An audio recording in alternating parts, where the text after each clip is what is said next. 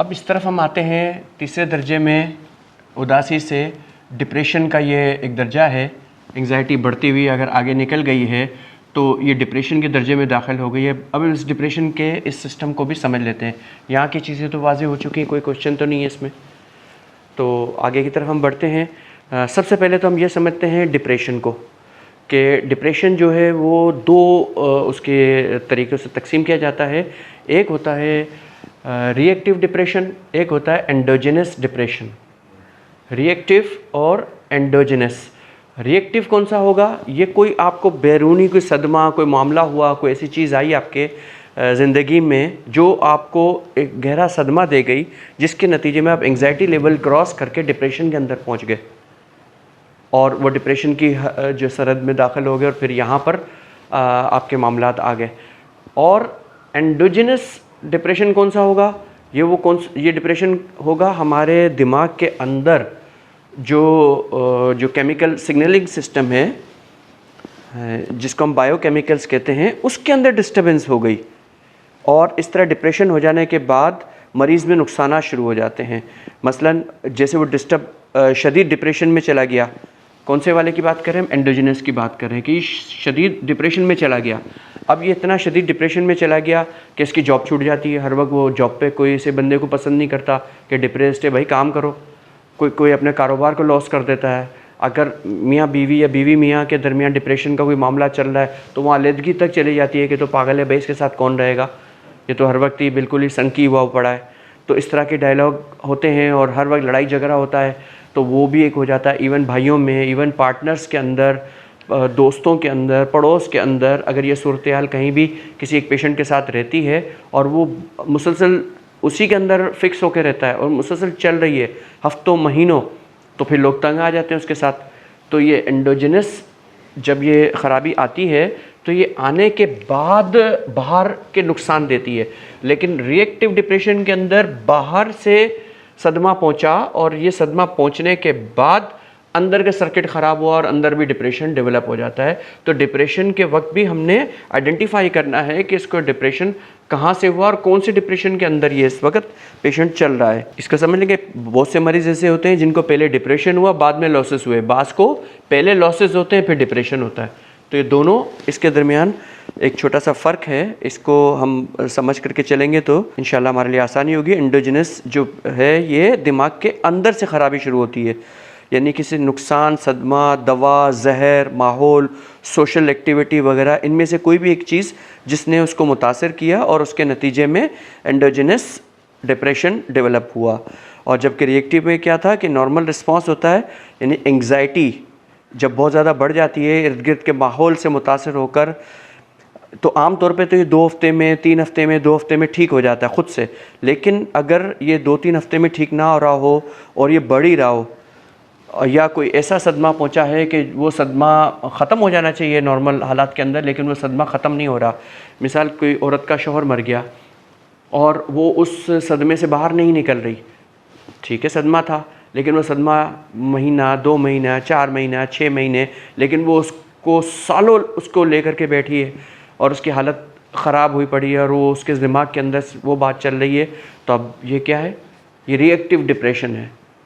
किसी को काम में, कारोबार में लॉस हो गया, कोई उसकी बड़ी लॉट चोरी हो गई या नुक्स वाला माल निकल आया, अब वो इतना ज़बरदस्त उसको अपने ऊपर सर पे तारी कर लिया, एंग्जाइटी से बढ़ करके वो डिप्रेशन के अंदर चला गया और वो रिज़ॉल्व नहीं हो रहा उसका मसला।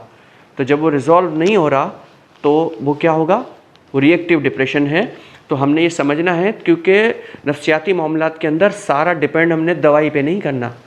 दवाई अपनी जगह पे काम करेगी और हर जगह पे दवाई काम नहीं करेगी, लेकिन मरीज़ को जो वजह है उस वजह को जब तक गुफ्तगू से, किसी माहौल की तब्दीली से, यानी जो वजह थी उसको सही करने की तरफ जब तक नहीं आया जाएगा, बैरूनी अगर इक़दामात नहीं उठाए जाएंगे तो पेशेंट ठीक नहीं होने वाला खाली दवाई देने से।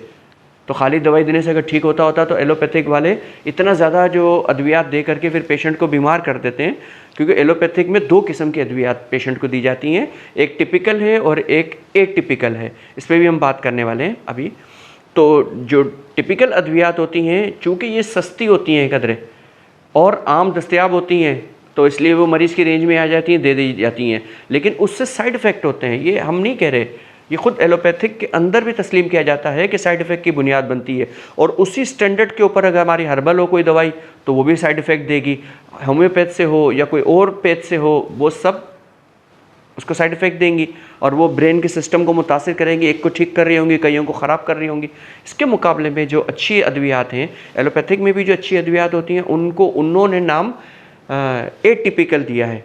एटिपिकल अद्वियात बहुत महंगी होती हैं, हर कोई अफोर्ड नहीं कर सकता, तो इस लिहाज से वो फिर कम लिखी जाती हैं मरीज़ों को। हालांकि उसमें साइड इफ़ेक्ट बहुत कम होते हैं और मरीज़ के लिए पॉजिटिव साइन उसमें ज़्यादा होते हैं, तो जो महंगा अफोर्ड कर सक रहे होते हैं वो लोग ले लेते हैं। लेकिन हम समझते हैं कि हमारी जो हर्बल अद्वियात होती हैं वो उससे भी ज़्यादा हाई हैं, और हम अगर कुछ ना समझें तो हम उसको एटिपिकल अद्वियात के अंदर तो ले सकते हैं, क्योंकि वो एक नेचुरली फितरी तौर पे काम करती हैं। तो फितरत के लिहाज से हम पेशेंट का अगर डाइट प्लान भी और उसका माहौल भी और सब चीज़ों को अगर कंपाइल करके उसका ट्रीटमेंट करें तो वो मुश्किल से मुश्किल सूरत हाल से भी निकल जाता है। अच्छा, इसके अंदर जो रिएक्टिव और एंडोजिनस में एक और चीज़ भी समझ लें कि अक्सर जब रिएक्टिव डिप्रेशन के जब हम पेशेंट मिलते हैं तो अक्सर ये देखा गया है कि ये 3 नंबर से 4 नंबर तहरीक के दरमियान होते हैं, यानी उज़लाती गुद्दी से गुद्दी उज़लाती के दरमियान, और बाज़ औक़ात गुद्दी उज़लाती से गुद्दी असाबी के दरमियान हमें, यानी 4 से 5 के दरमियान ये अक्सर पेशेंट मिलते हैं। अच्छा, नफ्सियात के ऊपर हमारे एक्सपीरियंस में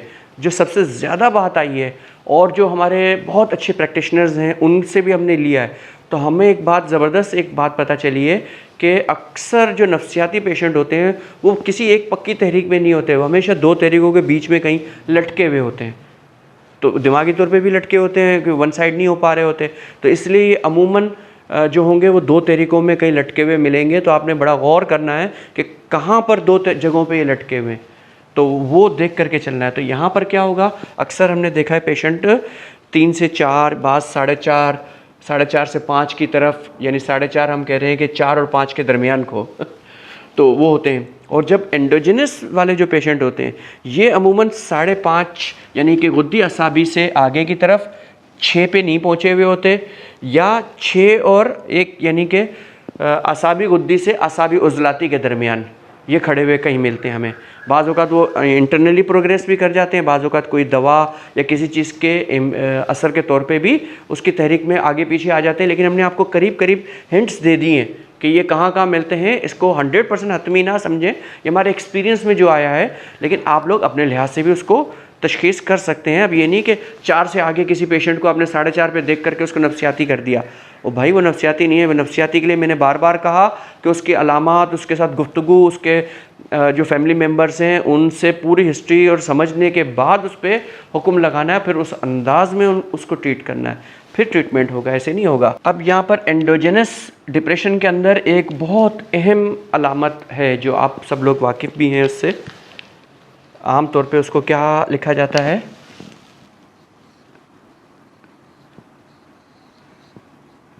मालिकोलिया। सुना है नाम ये आप लोगों ने?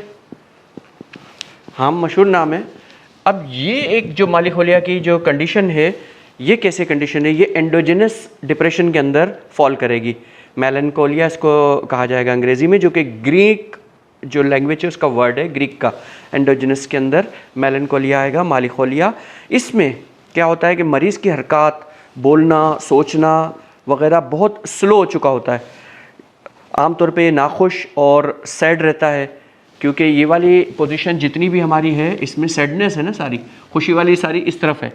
तो इसके मुताबिक की जो चीज़ें अलामत हैं उसको हमने फोकस करते हुए चलना है साथ साथ में। तो इसमें क्या है कि वो नाखुश और सैड रहता है, और बाज़ लोग बहुत संजीदा करार दे देते हैं, यानी उनको देख करके ये बड़ा संजीदा आदमी है, लेकिन संजीदा नहीं होता, वो सैड है। और अपना रिस्पॉन्स बहुत कम देते हैं ये लोग। और आम तौर पे इनको भूख, उनसे पूछा जाए खाने का तो अक्सर ये कहेंगे नहीं भूख नहीं है, या अगर खाना खाने बैठेंगे तो बहुत थोड़ा सा लेकर के साइड पे हो जाएंगे, जिसकी वजह से इनका वज़न दिन ब दिन कम हो रहा होगा। ये इसकी बहुत बड़ी एक अहम निशानी है। और उसके साथ साथ इनकी नींद ख़राब होगी, थोड़ा सा सोकर उठ जाएंगे, और या सुबह बहुत जल्दी उठ जाएंगे थोड़ा सो करके, और जो है ना फिर बाकी जो रात का हिस्सा या जो है पहर वो सारा बैठे रहेंगे। कोई अपने टेरेस में खड़ा रहेगा, कोई और मामलात के अंदर उलझा रहेगा, सुबह सुबह घर वालों को तंग करेगा। या दूसरा किसी बात पर इनको कंसंट्रेट करना, यानी इर्तिकाज़, अटेंशन वो नहीं होगी। अच्छा, यादाश्त, मेमोरी, ये तो बहुत मुश्किल काम होता है इनके लिए।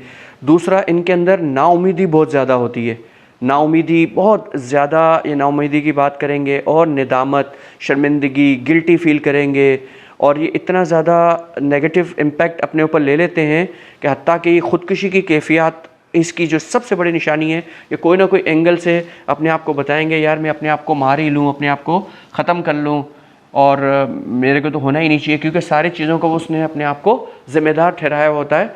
तो ये नेगेटिविटी उसके अंदर बहुत ज़्यादा डेवलप हो रही होती है। तो ये बहुत अहम इम्पॉर्टेंट सिम्टम है इसके अंदर, मालिकोलिया के अंदर। तो इसको भी ख़ास तौर पे याद रखना है। तो समझ में आई बात? डिप्रेशन के अंदर हमारी जो बात चल रही थी, इसके मुख्तलिफ हमने अलामात का जायज़ा लिया। एक और अलामत अहम है एनेडोनिया। एनेडोनिया, मुर्दा दिल, इसको हमने मुर्दा दिल करार दिया है। यहाँ आप देख रहे हैं कि एनेडोनिया की एक निशानी बताई गई है, 4 नुक्ते दिए गए हैं, नाखुश, नाउमीद, बेयारो मददगार, बेकार। ये इसी चूँकि डिप्रेशन का, जैसे हमने मालिकोलिया के अंदर भी बताया, ये सब करीब करीब हालतें हैं। बस इसके अंदर बंदा ख़ुदकुशी की ज़्यादा एफ़र्ट कर लेता है, इसके अंदर आमतौर पे नहीं करता। लेकिन यहाँ पर ये 4 चीज़ें उसके अंदर एनेडोनिया यानी मालिकोलिया के पेशेंट के अंदर ये कंडीशन लाजमी होती है। एनेडोनिया ये कैसे होती है कि जो मरीज़ ज़िंदगी की छोटी से छोटी बातें हों, जो कि बहुत ज़्यादा एक्साइट करने वाली, खुशी कर देने वाली, वो उनसे खुश नहीं होगा। जैसी मर्ज़ी बड़ी से बड़ी खुशखबरी हो, छोटी से छोटी बात हो, वो छोटी बड़ी किसी बात से खुश नहीं होगा, उसको कोई फ़र्क नहीं पड़ेगा उस बात से, और वो अपने इस उदासी को बहुत ज़्यादा मेंटेन करके रखता है। यानी वो चाहे भी तो खुश नहीं हो पा रहा होता, उसको सेंस ही नहीं हो रहा होता। तो ये एनेडोनिया की एक बहुत बड़ी एक निशानी है। और इसके अंदर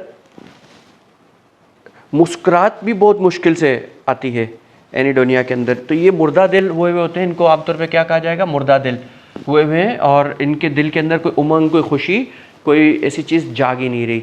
तो ये एक अहम चीज़ थी जो डिप्रेशन के लिहाज से यहाँ पर हमने कनेक्ट करनी थी। अब आते हैं एक और इम्पॉर्टेंट बात की तरफ, साइक्लोथाइमिया की तरफ, जो कि इस नंबर 2 पॉइंट से दूसरे दर्जे से लेकर के बी जो सेकंड दर्जा खुशी का है, इस तक के दरमियान की हालत है। यानी कि एक ऐसा पेशेंट, सीधा सिंपल, अब तो आप समझने लग गए होंगे कि कभी वो बहुत उदास है और बहुत ज़्यादा सैडनेस में है, तो अचानक बहुत ज़्यादा खुशी में चला जाएगा। फिर खुशी से अगर बहुत ज़्यादा खुश है, एक्साइटेड है, तो वो एकदम उदासी की तरफ चला जाएगा। अब बंदा इसका मूड डिसऑर्डर का अंदाज़ा ही नहीं कर पाएगा। तो इसीलिए इसके साथ हमने वर्ड लिखा है, कभी खुशी कभी गम। ये फिल्म का नाम भी गालिबन है। तो उसकी हालत क्या हो रही है, कभी खुशी, अभी खुश है, लोग उसके पास आएंगे, भाई बहुत खुश है, तो इतनी देर में वो गमगीन हो चुका होगा। एक मामूली छोटी सी बात, इवन कि उसके दिमाग के अंदर अगर कोई चीज़ ख्याल आया, या किसी फिल्म के अंदर, ड्रामे में, या किसी सड़क पे, या किसी घर वालों का कोई ऐसी सुनने की बात आई, और उसका मूड चेंज हो जाएगा सेकंड से भी पहले। और बहुत उदास है, अचानक वो उदासी उसकी बिल्कुल ब्रेक डाउन हो जाएगी, और एकदम खुशी भी होगी तो सेकंड दर्जे पे चला जाएगा, उदास भी होगा तो अपने सेकंड दर्जे पे चला जाएगा। तो ये इसके दरमियान फ्लैक्चुएट करता रहता है। पेंडुलम में हमने बताया ना कि वो ऐसे ऐसे घूम रहा है, वो एकदम मीटर इधर चला गया, एकदम मीटर इधर चला गया, एकदम इधर चला गया, एकदम इधर चला गया। तो ये जो कंडीशन होती है, ये भी पेशेंटों में होती है। हमें एक एक पेशेंट को आइडेंटिफाई करना है। इसलिए हमने जो तिब्ब जदीद है, जो जदीद मेडिकल साइंस की जो प्रोग्रेस है, उससे हम इस्तिफ़ादा करते ही इसीलिए हैं क्योंकि हमारी तिब्बी कुतुब में तो बस जो लिख दी गई बातें कुछ लिख दी गई, उसके बाद मज़ीद कोई रिसर्च वर्क ना कोई एक एक्स्ट्रा हमारे पास है। तो हम वहाँ से मदद लेकर के, और हम अपनी तिब्ब के मुताबिक, वैसे भी तो उन्होंने हमारी ही तिब्ब पे डाका मारा, हमारी तिब्ब को लेकर के गए, जिसको वो ओब्लाइज भी नहीं करते हमारे को, लेकिन हम उनकी जो एफ़र्ट्स हैं, उनकी जो एक आइडेंटिफिकेशन हमें मजबूरन बयान करनी पड़ती है।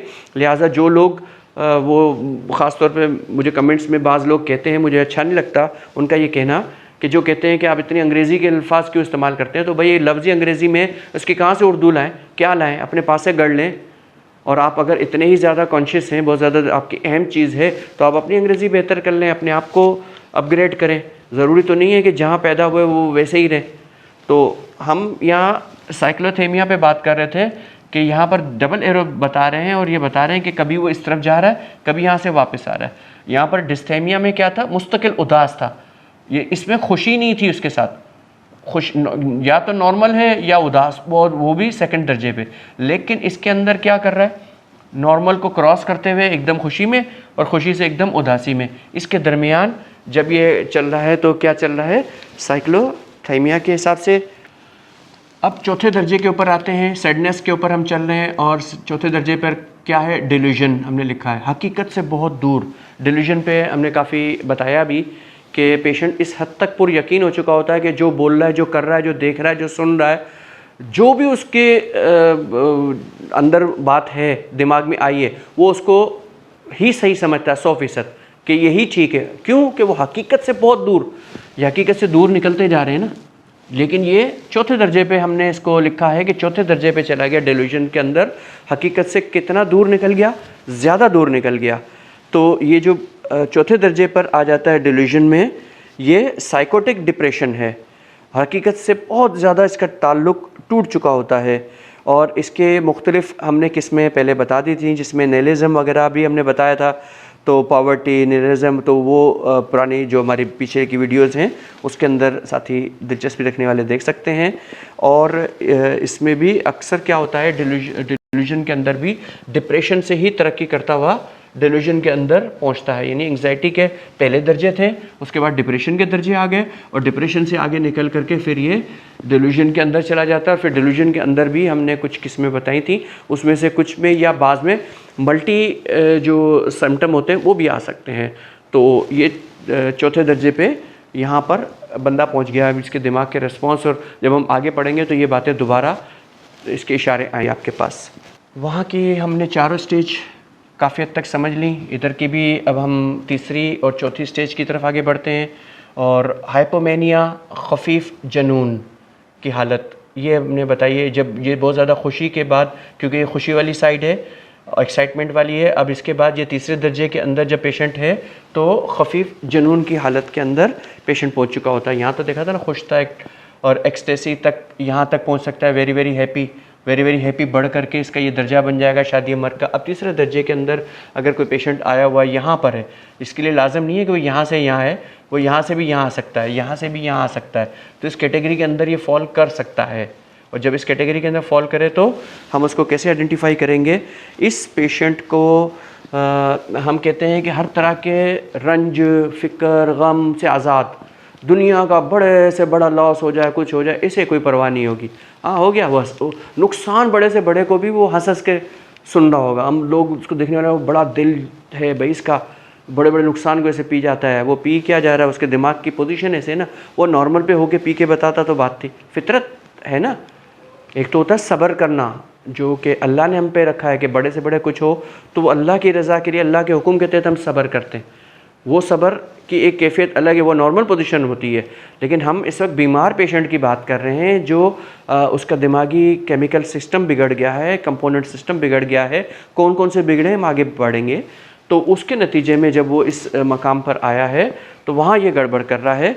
और फिर इस पेशेंट को एक आदत और इसकी निशानी होती है कि वो किसी महफ़िल में हो, किसी जगह पर हो, वो जो है ना महफ़िल के मंजूर नज़र या उसमें सबसे ज़्यादा वो स्टार नज़र आए, सब की नज़रों का वो यानी हीरो बने रहें, उनको होगा। कभी दूसरों को तवज्जो हासिल करने के लिए, मरकज़ निगाह बनने के लिए, सही लफ्ज़ तो मरकज़ निगाह है, कि उसके बनने के लिए वो क्या करेंगे, मुख्तलिफ़ अजीब व गरीब किस्म के लिबास पहने हुए होंगे, अजीब व गरीब किस्म के वो कड़े और मुख्तलिफ़ चीज़ें वो पहन लेंगे, ताकि मैं लोगों को अपने तौर पे वो समझ रहा होता है कि मैं बहुत ज़्यादा इंस्पायर कर रहा हूँ। को अजीब से उल्टे पुल्टे गोगल्स जो एक नॉर्मल लोग पसंद ना करें वो उन्होंने पहन लिए हुए होंगे। तो किसी ने कोई कान छेद लिए होंगे, किसी ने कुछ और कर लिया होगा। बस ये होगा कि हम दूसरों से एक अलग से यहाँ नज़र आएँ। तो ये एक इस पेशेंट, इसके अंदर जो है ना ख़ास तौर पे ये अलामत हमें नज़र आती है कि ये बिल्कुल दूसरों से अलग नज़र आने के लिए और कॉन्फिडेंस हाई अपना शो करेगा, बिहेव इतना, और हरकतें ये होंगी कि हद से ज़्यादा जो फ़ैसले करेगा गलत होंगे। मिसाल के तौर पे कोई भी चीज़ परचेज़ करनी है उसने, तो अगर वो परचेज़ करेगा तो गलत चीज़ ही परचेज़ करके आएगा, और उस गलत चीज़ को उसने बहुत अच्छी समझ करके लिया होगा, वो गैर ज़रूरी होगी। कि खाने पीने की आइटम होगी तो गलत ले आ करके फिर उसको ज़ाया करेंगे, लेकिन वो इस्तेमाल के काबिल नहीं होंगी। लेकिन ऐसे लोगों को बड़ी जल्दी लोग बेवकूफ़ बना लेते हैं, उनको उनके मतलब की बातें करते हैं, वो उसकी बात समझ लेते हैं और उसके बात के मुताबिक वो परचेजिंग या इस तरह का कोई डिसीजन करना हो तो वो कर लेते हैं। या इनके पास कोई काम की अहम चीज़ होगी, इसको नहायत सस्ते भाव में बेच देंगे।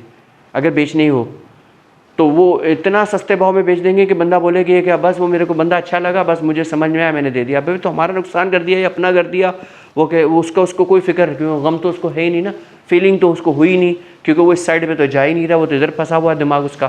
तो जब इस सेरोटोनिन उसका अनकंट्रोल्ड है और यहाँ फंसा हुआ है, वो उसका मुसलसल रिलीज़ में लगा हुआ है और काम उसका दिमाग का चला रहा है, तो उसको कोई फ़िक्र नहीं होती कि मैंने क्या नुकसान कर दिया, अपना या दूसरे का।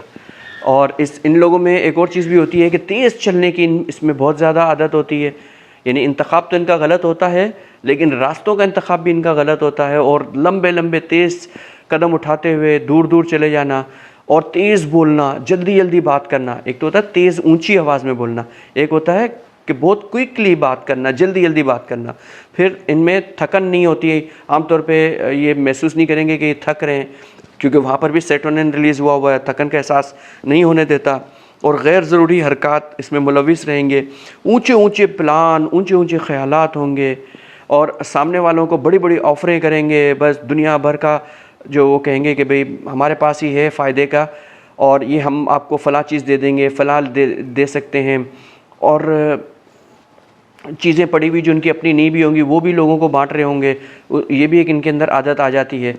और अच्छा, अक्सर ये लोग, इनका ये जो सिस्टम एक्टिवेट कब होता है, ये एक इम्पॉर्टेंट निशानी है इनकी। अक्सर इनका ये सिस्टम एक्टिवेट तब होगा जब बहुत ज़्यादा शोर होगा तो ये आउट हो जाएंगे, या बहुत ज़्यादा कहीं रोशनी होगी तब भी आउट हो जाएंगे, या बहुत ज़्यादा बड़ा क्राउड होगा, उस क्राउड को ये नहीं संभाल सकते और उसमें ख़ास तौर पे ये इस तरह की अहमकाना हरकतें जो इनके बकौल तो वो ठीक होंगी, क्योंकि इनको एक आदत है कि महफिल के मंजूर नज़र बनना, बीच में आना, तो इनका ये सिस्टम एक्टिवेट हो करके इनसे मुख्तलिफ़ किस्म की ऐसी उल्टी पुल्टी हरकत ये कराएगा। और ये ट्रिगर करने वाली चीज़ें इनके करीब हों तो ये एक सेकंड में एक्टिवेट हो जाते हैं। और दूसरा, इनमें जो नुकसान करने का ख़दशा मैंने बताया कि वो तो काफ़ी होता ही है। नींद की इनके अंदर भी कमी होती है, और अल्कोहल का इस्तेमाल करने वाले या मुख्तलिफ़ किस्म की ऐसी अद्वियात इस्तेमाल करने वाले जिसमें नशावर मुरक्कबात शामिल हों, तो उसके नतीजे में भी ये हालत अक्सर मरीज़ों में हो जाती है कि उसको एक मसले से निकाला और दूसरे मसले में फंसा दिया। और बाज़ औक़ात तो यूँ होता है कि कोई बदनी इलाज किया जा रहा होता है, आम तौर पे जो आम इलाज मुआलजा किया जा रहा था उसके अंदर ऐसी मेडिसिन उसको दे दी जाती हैं कि उसके मेंटल ऑर्डर को डिसऑर्डर कर देने का सबब बनती हैं, और वो भी इसको परेशानी में ले जाती हैं। और इसके साथ साथ इस तरह की हालात के अंदर हमने देखा है कि कई दफ़ा इसका चंद दिन असर रहता है और चंद दिन बिल्कुल ठीक रहेंगे, फिर चंद दिन असर रहेगा, कभी महीनों सही रहेंगे, फिर महीनों ये वाला असर उनके ऊपर कायम रहेगा। और इनकी जो ख्वाहिशात और दुनिया फ़तह कर लेने की रुग़बत और जो सिन्फ़ मुखालिफ उसकी तरफ रुग़बत, और ये चीज़ें इनके अंदर हद से ज़्यादा डेवलप होती रहती हैं, और उसको ये समझते हैं कि ये हमारा हक़ है और सब हमारा ही है, बस और किसी का कुछ नहीं है। तो हाइपोमेनिया में जो हमने बातें अभी आपको बताई, आम तौर पे ये पेशेंट हमें 3 से 4 नंबर के दरमियान मिलते हैं। उज़लाती गुद्दी से गुद्दी उज़लाती के दरमियान अक्सर ये पेशेंट हमें नज़र आए हैं, और ज़्यादातर ये 4 के करीब ही होते हैं। 4 में पूरे दाखिल नहीं हुए होते, लेकिन 4 के करीब होते हैं। इसी वजह से इनकी डिस्टर्बेंस चल रही होती है। और अभी हमारे पास इसमें मेनिया बाकी है। मेनिया चौथा दर्जा है, ये बहुत आसान है, ये भी जब इसको समझ लिया आपने। इसके अंदर जो मरीज़ की हालत होती है वो ये होती है, क्योंकि खुशी वाली है, खुशी वाली चीज़ों के अंदर इसमें हमने खफीफ जनून के अंदर हाइपोमेनिया में देखा कि ये अपनी चीज़ें नुकसान भी कर देते तो इनको कोई परवाह नहीं होती। तो इससे बढ़ करके मेनिया के अंदर जो पेशेंट होते हैं, बज़ाहिर वो मरीज़ नज़र नहीं आ रहे होते, और हम उनको देख करके यूँ महसूस करेंगे या लोग ऐसे महसूस करेंगे बहुत बड़े सखी हैं, लेकिन वो सखी वखी नहीं होते, उनका दिमाग हिला हुआ है। वो अपनी बड़ी से बड़ी चीज़ लोगों को, अगर उनके पास पैसे उनके अकाउंट में है तो बड़े से बड़ा चेक विदिन सेकंड काट करके लोगों को दे देंगे, और उसके बाद भूल भी जाएंगे हमने किसको दिया और क्यों दिया। इस तरह अपनी कोई प्रॉपर्टी किसी के नाम कर देंगे, कोई गाड़ी चलते चलते खुद पैदल चलने शुरू हो जाएंगे, गाड़ी किसी को डोनेट कर दी। तो इस तरह की इनके अंदर हरकतें आ जाती हैं, और इनको बहुत कंट्रोल में रखना पड़ता है, इनसे चीज़ें बहुत कंट्रोल में रखनी पड़ती हैं कि ये अपनी जेबें भी खाली करने में कहीं आसरा नहीं करते हैं और ख़ुद फ़कीरों की तरह चले जाएंगे और बोलेंगे मैंने बड़ा ज़बरदस्त काम किया है, दे दो सबको। तो ये मेनिया की एक कंडीशन है कि ये भी अक्सर ऐसे पेशेंटों में आ जाती है और ये चौथे दर्जे के अंदर ये फॉल करती है। इसमें प्रॉपर्टियाँ जो उसकी हों या उसके रिलेटिव्स की हों या अकाउंट्स के चेक काट देना हो या ज़मीनों के जो दूसरों के ना अलॉट कर देना या उनको पार्टनर कर देना, इसके अंदर भी हमने देखा है कि इनको भी बहुत तेज़ हरकत करने की थकन भी इनको बहुत कम होती है और ख़ुद को बहुत बड़ी हस्ती समझना ये इनका बहुत बड़ा एक निशानी होती है। नींद इनको भी कम आती है, फजूल खर्च हद से ज़्यादा होते हैं और इनमें भी बहुत तेज़ी से ऊंची आवाज़ से ज़्यादा बोलना, ये दोनों करीब करीब होते हैं। बस इसमें थोड़ा थोड़ा ही फ़र्क होता है और वो फ़र्क आसानी के साथ हम जान सकते हैं कि किस तरह से कर रहे हैं। ये साहिब हैसियत अक्सर लोग होते हैं और वो इस तरह की हिमाकत और ये कर रहे होते हैं और इनका डिफरेंस मैंने आपको सारा तफसील के साथ समझा ही दिया। तो उम्मीद है कि ये सारी चीज़ें आपको बहुत अच्छे से समझ में आई होंगी। आखिर एंड करने से पहले इसके अंदर हमने यहाँ पर एक दो चीज़ें हमारी रह गई हैं, एक हमारा यूनिपोलर डिसऑर्डर और एक हमारा बाइपोलर डिसऑर्डर। यूनिपोलर डिसऑर्डर में क्या होता है कि नॉर्मल पॉइंट से, यानी नॉर्मल 0 पॉइंट है, 0 पॉइंट से यकलक पेशेंट डिल्यूजन में चला जाएगा और डिल्यूजन से यकलक नॉर्मल पोजीशन में आ जाएगा। हम कई दफ़ा ऐसा होता है कि पेशेंट पे दौरा पड़ा हुआ है और पेशेंट को अपने मौलिज के पास ले जाया जाता है, तब तक वो नॉर्मल हो चुका होता है।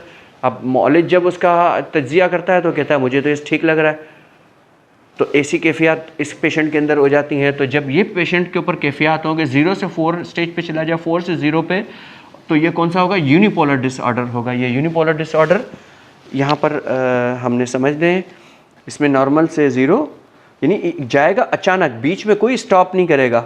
तो ये डिप्रेशन इसका इसके अंदर इसी तरह मूव करता रहेगा। और इसके मुकाबले में जो बाइपोलर डिसऑर्डर है, बाइपोलर में यूनिपोलर में तो यूनी एक के लिए ना, एक तरफ एक पोल की तरफ ही ये मूव कर रहा है, लेकिन बाइपोलर के अंदर क्या होगा कि ये 0 पॉइंट है, इस 0 पॉइंट से अचानक वो 4 पे चला जाएगा, डिल्यूजन के अंदर चला जाएगा, 0 पर आ जाएगा, खुशी के मेनिया पे चला जाएगा, मेनिया से वापस 0 पे आ जाएगा, 0 से अचानक यहाँ चला जाएगा। ये भी लाजम नहीं है कि 0 पे आए, वो यहाँ से मेनिया से डायरेक्ट डिल्यूजन में और डिल्यूजन से डायरेक्ट मेनिया के अंदर भी वो मूव कर सकता है। तो ये पोजीशन कौन सी होती है? बाइपोलर डिसऑर्डर की। तो ये पोजीशन को भी हमने समझना है कि उसकी इतनी तेज़ी के साथ, क्योंकि वो कोई ना कोई ऐसी एक्टिविटी कर रहा है, ऐसे अद्वियात का, ड्रग का, ऐसे माहौल का, जैसे मैंने धुआं बताया वो उस तरह के धुएँ हैं। आजकल वो सिगरेट आए हुए हैं जिसको शीशा वगैरह बोल दिया जाता है, और छोटा इलेक्ट्रिक सिगार और वो आए हुए हैं, लोग बड़े मज़े से ले रहे होते हैं। इन सब में आदी बनाने के लिए इस तरह की मंशियात भरी हुई होती हैं, जिसे बड़े शौक़ से लोग लेते हैं, पीते हैं, चलाते हैं, लेकिन उनका पता नहीं होता कि अपने दिमाग का कितना ज़बरदस्त नुकसान कर रहे होते हैं। और फिर यही लाचार और हुए पड़े हुए होते हैं। इन्हें ज़िंदगी भर ये समझ नहीं आता कि हमने अपने पाँव कहाँ से खुद काटें, हमने अपने दिमाग का सत्यानाश कैसे किया, कहाँ से किया। शुरू में तो ये बहुत चीज़ें अच्छी सी लगती हैं, सारे गम ख़त्म हो गए, सारा बस हमने ये धुएं में उड़ा दिया, सारा टेंशन नहीं है। लेकिन ये टेंशन नहीं है, ये बहुत बड़ी टेंशन है। जब ये साथ में आती है, मर्द नहीं रहता, औरत नहीं रहती, इज़्दिवाजी मामलात ख़राब, पैसे ले करके कभी उसके पीछे ख्वार हो रहे हैं, कभी उसके पीछे ख्वार हो रहे हैं, और ये ख्वारी ही फिर इनके मुकद्दर रहती है। इसीलिए कहते हैं कि जो अपने फितरी उसूल हैं, फितरत से जहाँ बगावत की, वहाँ सिवाय नुकसान के मुमकिन ही नहीं है फ़ायदा हो। ज़ाहिरी फ़ायदे के अंदर लोग फ़ायदा ढूंढते हैं कि ये फ़ायदा नज़र तो आ रहा है, लेकिन वो हकीकी फ़ायदा नहीं होता। और इसी तरह के हालात और इसी तरह की चीज़ों में मुतासर करके आपको जो ठगनुमा लोग होते हैं, जो ठगी कर रहे होते हैं, वो दीनी लिबादा ओढ़ करके भी, कारोबारी लिबादा ओढ़ करके भी, तो वो क्या करते हैं, वो इसी तरह से नुकसान पहुँचाते हैं। और ऐसे कम अकल, कुंद ज़हन और इस तरह ज़हनी ख़राबी के शिकार लोगों को बआसानी बेवकूफ़ बना लेते हैं और उनसे माल समेटते, माल लेटते हैं। तो इंशाल्लाह अगले सेशन के अंदर मज़ीद इसके ऊपर बात आगे बढ़ाते हैं।